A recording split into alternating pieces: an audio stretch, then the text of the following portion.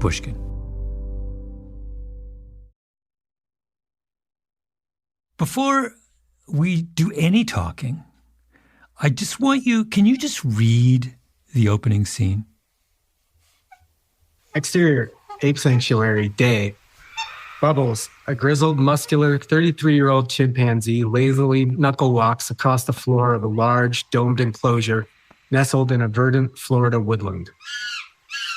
Superimposition, Center for Great Apes, Wauchula, Florida, present day. There are many kinds of kingdoms in this world, and many kinds of kings. Bubbles scoops up a hunk of sweet potato from the ground. I have known more than most, though all here have served outside these castle walls in some capacity. He comes upon a cluster of 3 chimps and acknowledges them. Butch and Chipper served the Ringling brothers, as did Petunia. Moving along, he passes 2 other chimps. Ellie and her friend Kodua were both in a Super Bowl commercial. A 3rd chimp runs over, whacks Ellie on the head, and then runs off. That's Jonah. He starred in a Planet of the Apes film. Unfortunately, it was the one people didn't enjoy. Bubbles effortlessly ascends a wooden jungle gym and then sits perched on top of it, overlooking his domain, munching his sweet potato. Now this is their kingdom, and I am their king. But it was not always so.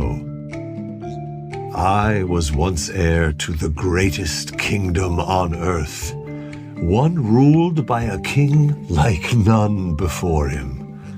But every kingdom, great or small, has its boundaries, its walls. Every kingdom is itself a kind of cage. I have, in my life, become a student of cages.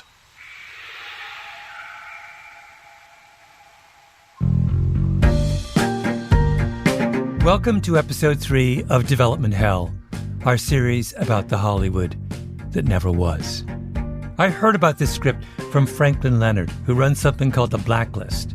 It's a Hollywood institution that polls movie executives every year, asking them to name their most liked unproduced screenplays.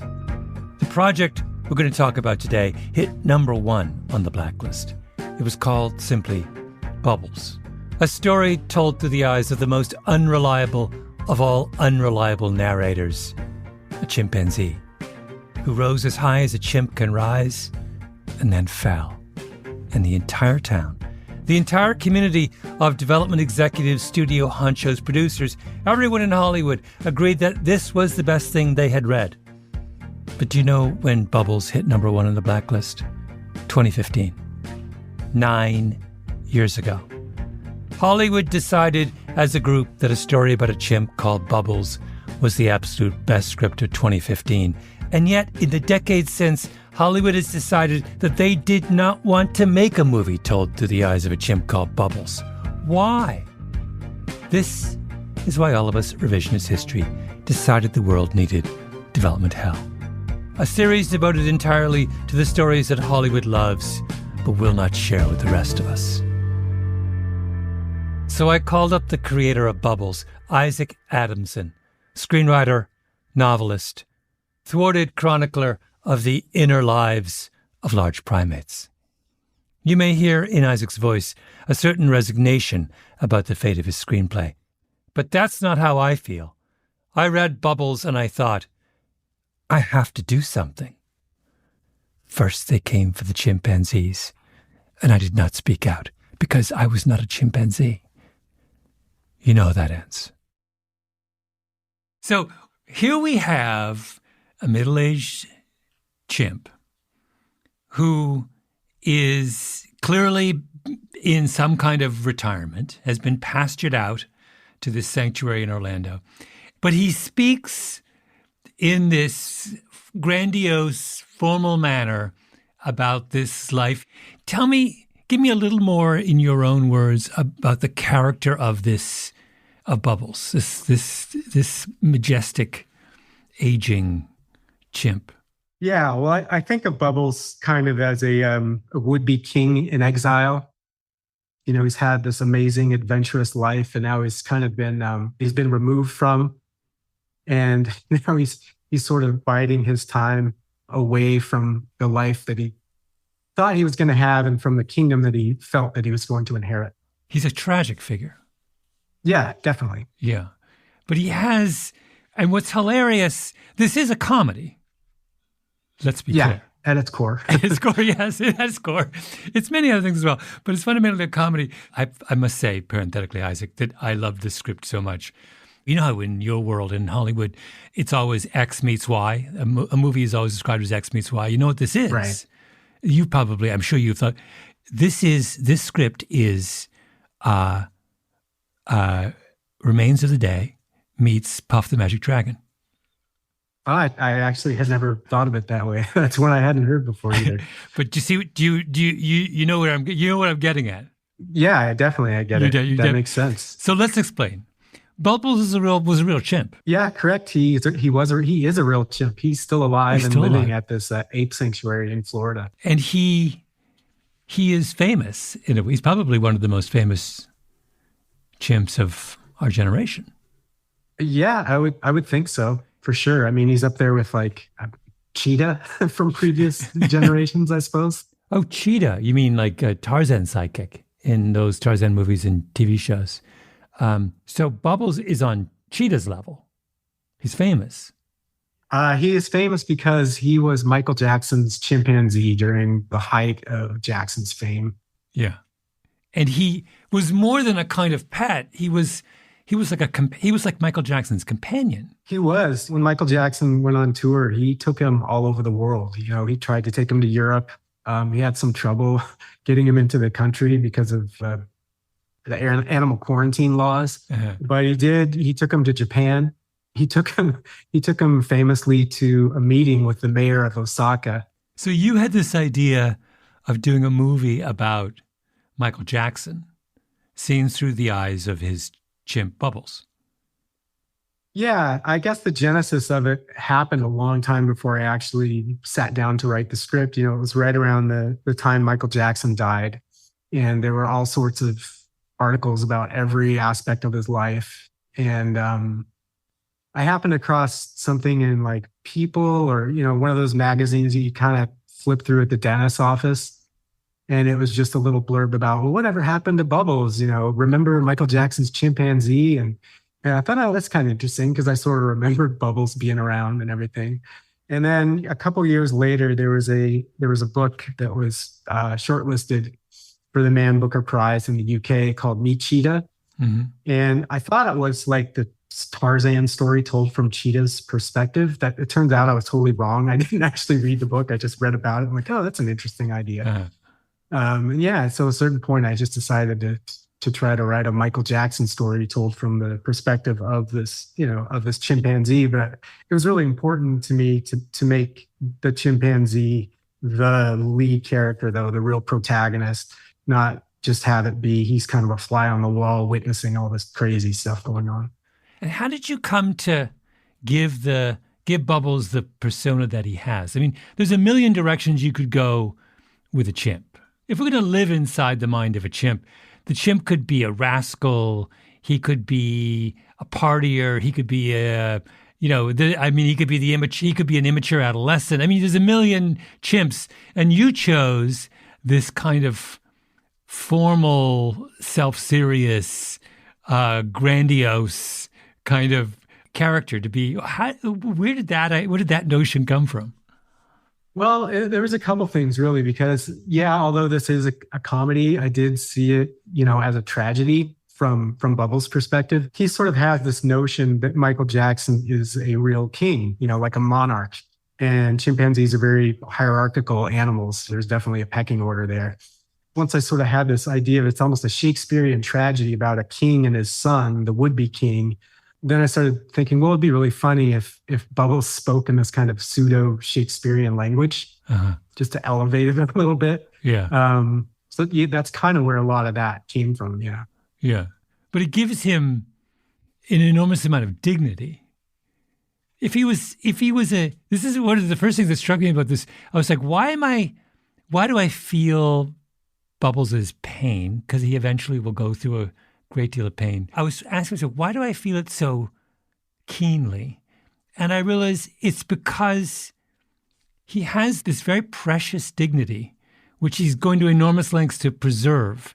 And if he was just the stereotypical chimp who's just out to eat bananas and jump around, then there's no stakes if he's humiliated. But in this case, there's enormous, I mean, his pride, Bubbles just has this enormous amount of pride in his position and his status and his accomplishments, and which is it's just deeply hilarious. Yeah, I think, it would have been a fun to just the visual juxtaposition of this chimpanzee, which I think we all associate with that kind of, wacky hijinks and slapstick and whapping its head and, blowing raspberries and all those things we've seen in all kinds of movies and TV shows and commercials and even nature documentaries. But then, having that sort of goofy, funny exterior aspect to it, but there's really sort of deep, kind of sad interior thing going on at the same time. I thought that was an interesting juxtaposition. Yeah. And he's he not only does he misunderstands who Michael Jackson is. So when Michael Jackson is referred to as the king of pop, Bubbles thinks that means he is the king, actually the king of pop. And not only that, he consistently misunderstands all these things that we understand about Michael Jackson. I'm wondering if you could read, there's that incredibly lovely scene where he's talking about the first time he discusses Michael Jackson's cosmetic surgery. Can you, there's a number of times where he does, but I'm wondering whether you can find that section. I've forgotten what page it's on. Oh, here we are. 13.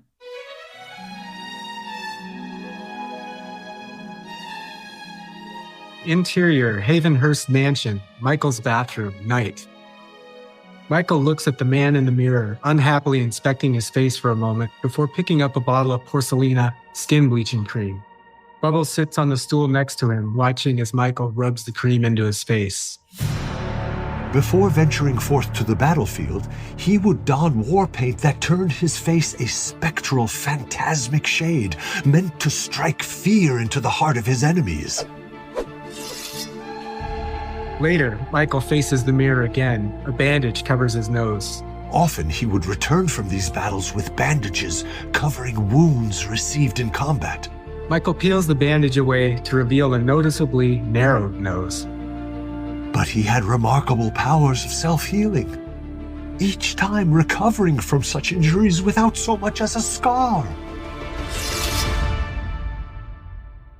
He's such a hilariously unreliable narrator about his king. That's like half the fun of this. This is why, when I said it's half Remains of the Day. Remains of the Day is a novel about a butler to an English lord who's sympathetic to the Nazis in the years before the Second World War.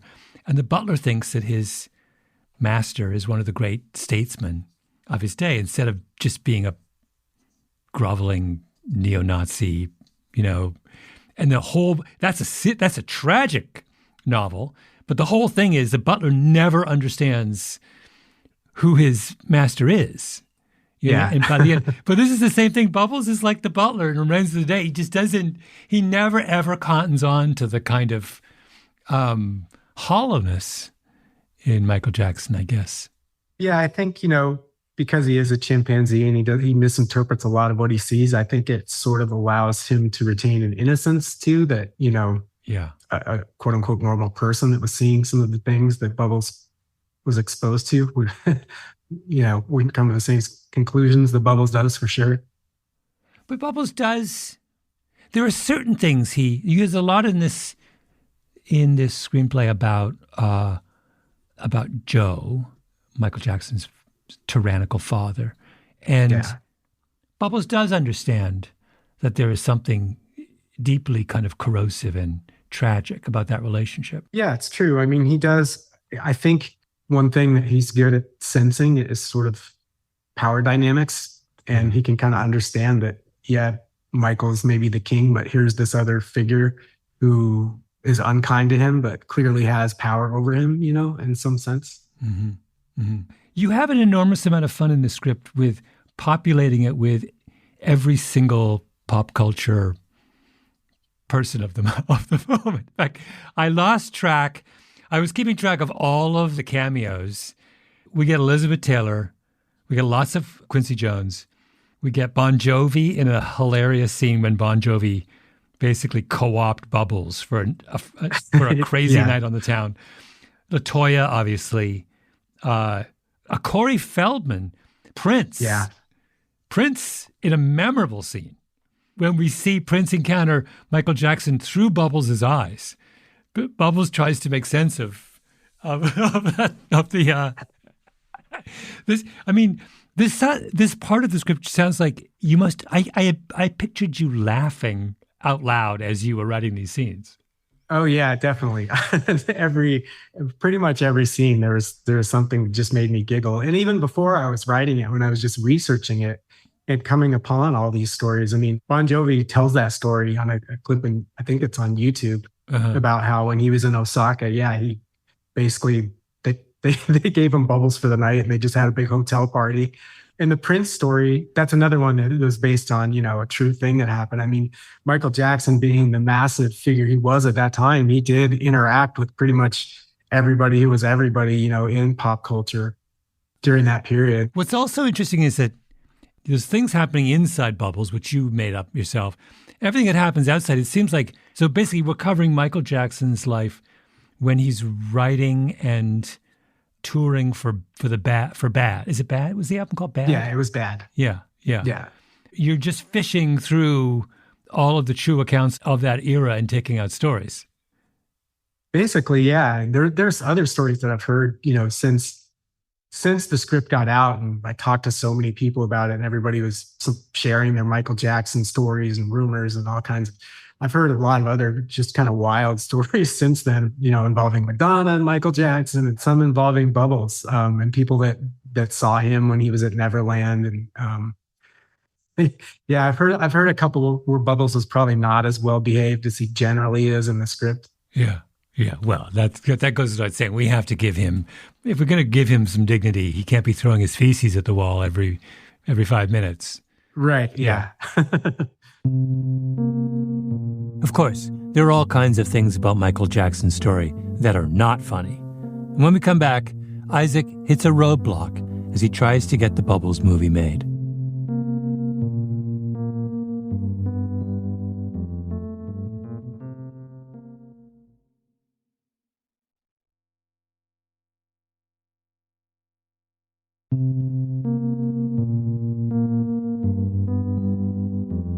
We're back. Michael Jackson dies in 2009, but Bubbles is still alive.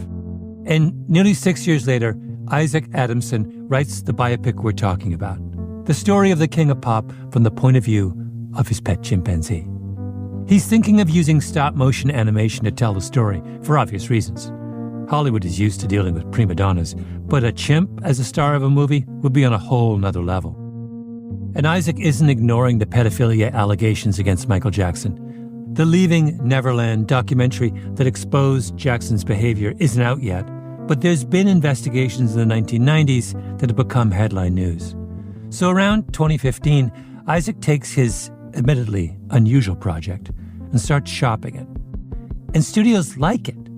In 2017, Netflix bought the project.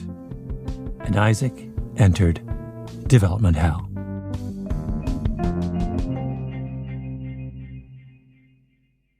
When Netflix bought the project, I had to do a pretty lengthy annotation for them, citing anything in the script. I had to basically cite a source for.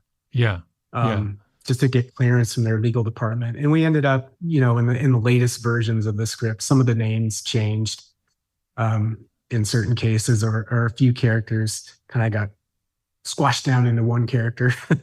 Who did you lose in the legal review?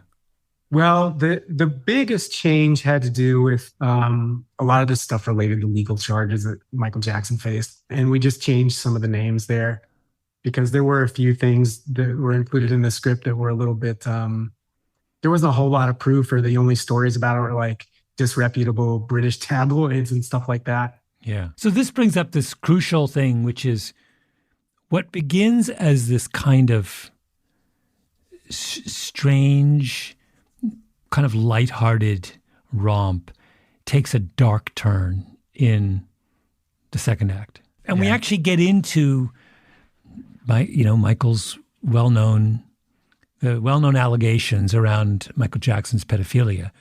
Only this time we're seeing it through the eyes of a kind of our jilted chimp, whose place of prominence next to Michael has been he's been supplanted by a young boy.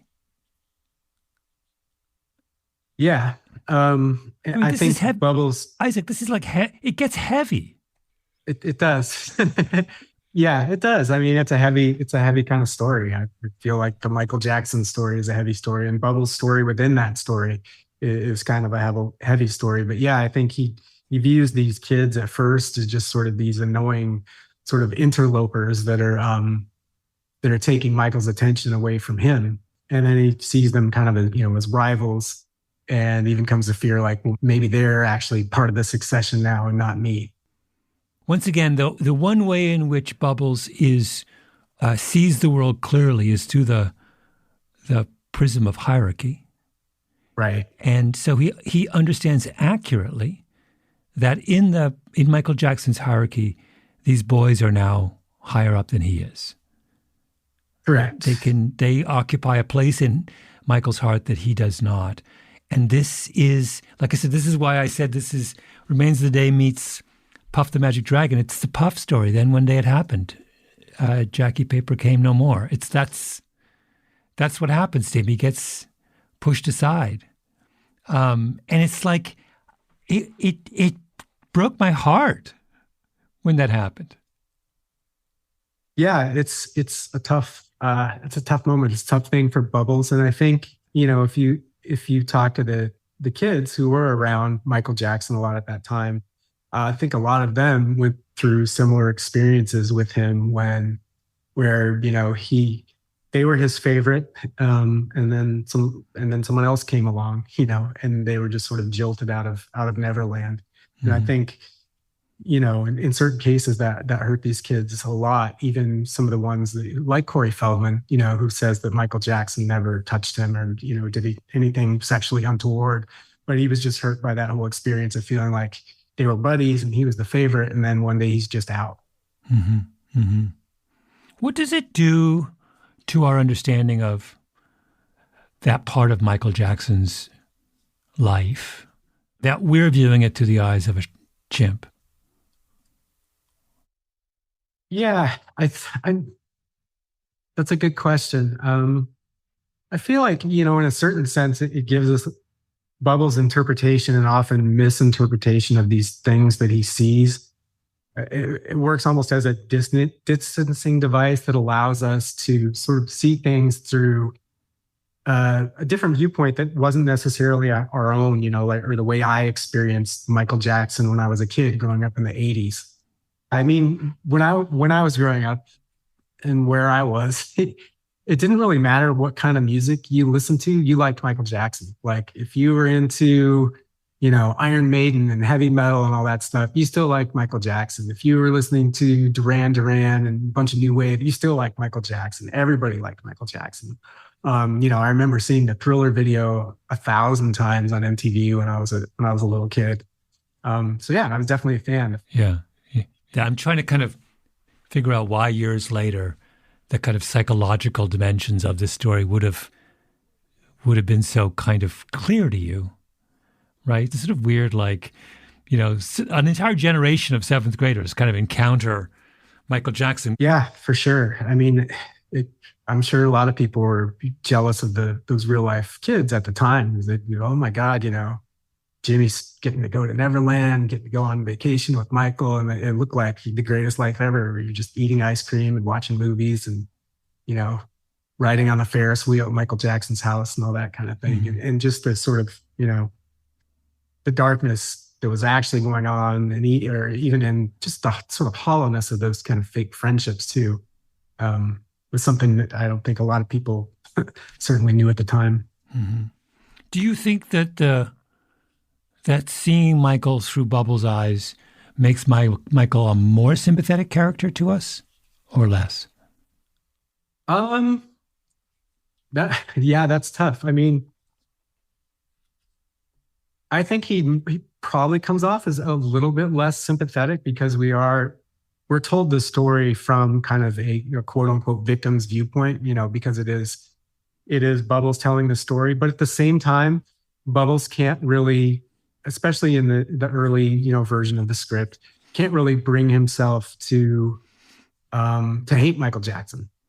He still, even in the last, that first scene I read and the last scene in the script, he's hoping one day Michael Jackson is going to come again. He's still waiting for Michael to return, so they can rule the world together once more.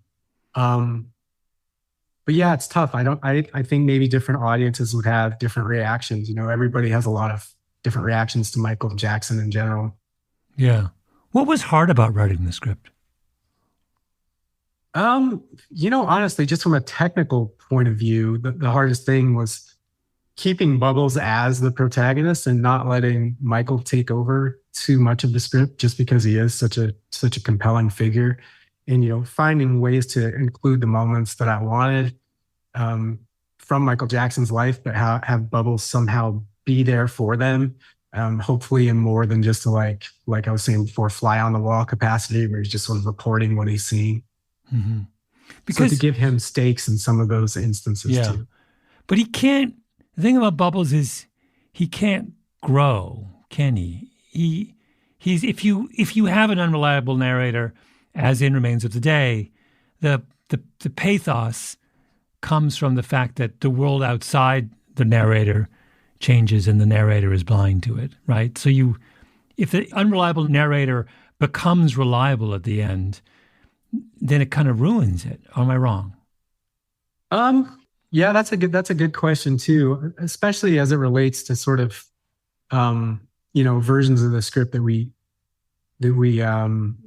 revised after Leaving Neverland had came out. I think I felt, and the producers felt, that we couldn't allow Bubbles to be quite as ambiguous or I guess agnostic about what happened at Neverland. Mm-hmm. Because he is telling our movie, and then therefore it makes the movie feel like we're agnostic about it, and trying to question, well, maybe all those terrible things didn't happen, which was not our intention at all. So in later versions of the script, and the changes are pretty small, but I think Bubbles does display a clearer understanding of what's going on there, and he kind of loses his innocence a little bit. Mm-hmm. And his parting with Michael Jackson is a little more final. We don't really see him longing to see Michael again in those last moments. I do feel like we kind of needed to write it that way, based on everything going on. But it is a good question whether that sort of undermines a lot of the other things in the script about his unreliable narration and his innocence overall. Mm-hmm. I think he became a little bit less innocent character in the final versions of it, as I think everybody became, less innocent after Leaving Neverland hit and really had the impact that it did. I don't think people could pretend anymore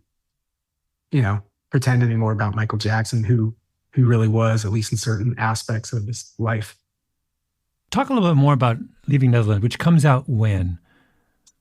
I believe it was January 2019. It premiered at Sundance. Yeah, and so you wrote your script. First draft was written when? I originally, the first draft of this script was written in March 2015. And when do you see it? Do you see it right away? I didn't see it right away. It's funny. My manager was in Sundance and he went to the premiere of it, and he called me immediately. And he's like, I think we got a problem. Then I saw the film, and the thing that I really underestimated was just the power of hearing these guys tell their own stories in their own words. And, they really become real people in a way that they're not when you're just looking at court documents or a magazine article or something like that. And you really heard them, expressing the hurt and the pain of the things that they had been through. That had a huge impact on the project for sure, in a negative sense for me. But when your manager said you had a problem, what did he mean exactly? Did he mean that the script as it presently is doesn't work anymore because it's too ambiguous about Michael Jackson's kind of sinister side? Or did he mean that just that you had to rewrite it? I mean, how dire was your manager's kind of perspective? I think the real problem and the thing that he saw coming was that Michael Jackson was just going to be toxic. And I think once Leaving Neverland came out, it was going to be hard to make this sort of whimsical, fun movie that I think a lot of people thought they were signing up for coming onto this project. Mm-hmm. I think that's what he meant by we're in trouble, just because almost overnight, just sort of the perception around Michael Jackson changed and nobody wanted anything to do with any Michael Jackson project at that time. So prior to Leaving Neverland, was this script on track to be made into a movie? Yeah, it was. We had Taika Waititi, attached to direct it. And there was another director, Mark Gustafson, who was going to work on all the stop motion animation because that's how we had decided to do it. Dan Harmon at Starburns was producing it. So we had all his company was on it. Netflix bought the project at Cannes, and I think it was 2017. Uh-huh. So yeah, it was kind of ready to go. The two things that killed it were, well, Taika Waititi had this other movie that he wanted to do kind of in the meantime called Jojo Rabbit. So yeah, he went off to do that. And then in the meantime, Leaving Neverland came out. And I think we got to a point and we were pretty deep in pre-production. They'd already hired all the department heads. We had 40 some animators working on it. And it was kind of getting to the point where we needed Taika to really engage and start making some directorial decisions. And he was just not engaged in the project. We knew something was up. And finally, he just, he made the call to his agent or whatever, get me out of this. I can't do this anymore. And that's when it sort of died. And Netflix had said, well, you've got 2 months to find another director for this. And then 3 days later, they completely changed their minds and went, no, we're killing it. Everybody's fired. Go home. So yeah, that's not a good day. We'll be right back.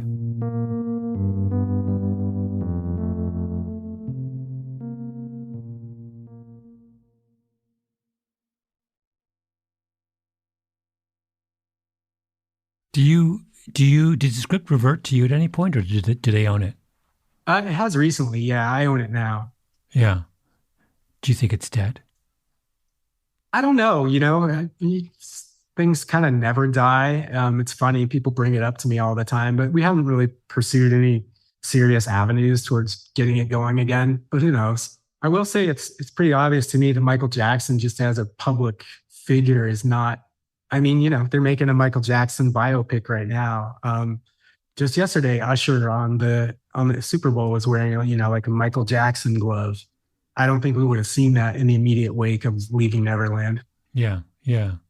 It's funny because I to take a contrary position, I feel like this is more interesting post Neverland than pre Neverland.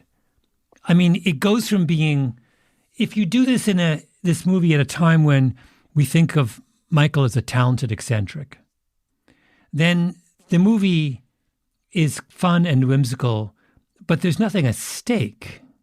It's just It's just another log on the fire of Jackson's celebrity. It's a clever log, and the fire, is wonderful, but it's not deviating in any. But now it's like, now that I know going in that Michael Jackson is this kind of complicated, twisted, deeply problematic figure, then the fact that Bubbles is straining through his chimp eyes to see him clearly and failing is like, it's heart-wrenching. This movie now has it's got stakes now that it didn't have before. It's like, it's important for us to know what we know about Michael Jackson for this to move us emotionally. And what you're saying, this idea that Michael Jackson is toxic or is more toxic than he used to be is absolutely right. But this is not a Michael Jackson movie. It's a Bubbles movie. Not. Yeah. It's a movie 100%. About Bubbles, right? A naive underling with this kind of self-deception powerful self-deception, trying to make sense of a world that he has no understanding of. It's like, it's heartbreaking. But Yeah, I mean, to me, it is. I don't think anything, what we've learned about Michael Jackson, it's been funny to me because I say we learned it, but everybody kind of knew it anyway. And that's what's been odd about the reaction to me, is that there wasn't anything new in these revelations, but suddenly having gone through Me Too and all the stuff that came with it, I think we just as a culture learned to take a lot of that stuff a lot more seriously and, you know, give it the weight that it deserves. And I think that's what sort of changed about, you know, the public perception, at least of Michael Jackson. But for me, I mean, I always kind of believed that the kids are telling the truth, you know. Bubbles becomes a stand-in for us. Yep. We all looked the other way with Michael Jackson for years, right? Because we were in love with his talent and his music. And Bubbles is he's just representing our own kind of willful blindness. Bubbles just thinks he's the king. And because he's the king, he's not willing to entertain any idea that his monarch might be flawed, at least until the very end. And I think that's like I said, is such a stronger, better, more powerful movie after that stuff's come out. Yeah, I mean, I would agree. I think what frightens a lot of people, or at least did, you know, a few years ago when the movie sort of fell apart, is just the sort of moral panic around anything related to pedophilia in our country currently, you know, whether it's stuff like Pizzagate or Elon Musk just using pedo as a broad insult. I know Netflix had gone through some things too with the controversy surrounding cuties. I just think that it just became a word that, you know, nobody really wanted to be associated with in any form whatsoever. You know, they don't even want it coming out of their mouths when they're talking about a movie. And I can understand too why if you're, you know, a big name director, you don't want to spend a whole lot of time at Cannes or wherever answering questions about Michael Jackson's pedophilia. You know, I can understand wanting, you know, not wanting to deal with it. But I agree. I think it does make the story a little bit deeper, a little bit more interesting. And I think it does implicate the audience in some interesting ways. I mean, this is the story. What happens to the script is this kind of the meta story is about kind of Hollywood abandoning its position as a kind of cultural authority. I mean, you would think that a medium as powerful as film would feel free to address the most complex of topics and kind of force us to think about them in new ways and confront our own complicity and all that kind of thing. And, you know, I feel that at various times in Hollywood's history, film has done that. There's been these moments but like, this is a classic example of an opportunity to kind of address that. And the fact that nobody wants to do that breaks my heart. Yeah, I mean, it's possible it could see the light of day, you know, again, sometime, who knows? It's funny because sometimes you can see it, you know what's interesting about it, the director, actors, and producers, you know, the people that are sort of intimately involved with it on a creative level. But then when you're just talking to marketers or publicists or whoever else like that, or, you know, financial people, it's just another product. One last thing, Isaac, can you read a little bit of where Bubbles struggles to come to terms with what he is observing at Neverland? Yeah, let me find a good one here. Okay. I found a good one.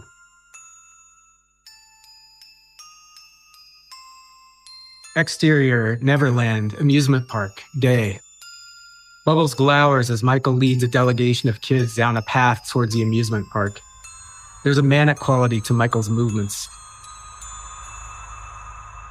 He was as some mad Pied Piper, determined not to drive the snakes away, but lead them instead to the very heart of his kingdom. Michael laughs a little too brightly as he rides atop the carousel horse with all his noisy little friends. Bubbles continues. determined to lower the drawbridge for these pint-sized Trojan horses and let them carry him away in a stampede of frivolity. I knew then that no ordeal would change him. No brush with ignominy, no humiliation, no torture, no trial, no punishment.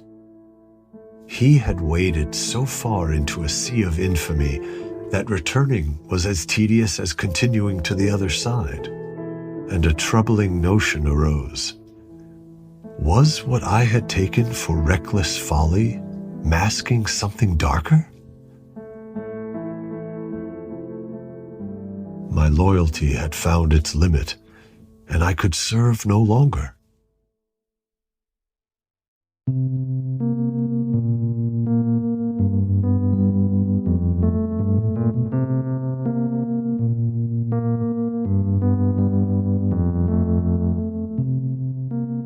This episode was produced by Nina Bird-Lawrence and Tali Emlin, with Ben Nadaf Hafri, editing by Sarah Nix, original scoring by Luis Guerra, engineering by Echo Mountain. Our executive producer is Jacob Smith, and our special guest voice actor was the old Pushkin friend, Ethan Herschenfeld. An extra special thanks to Franklin Leonard at The Blacklist for bringing Bubbles to the attention of the world. I'm Malcolm Gladwell.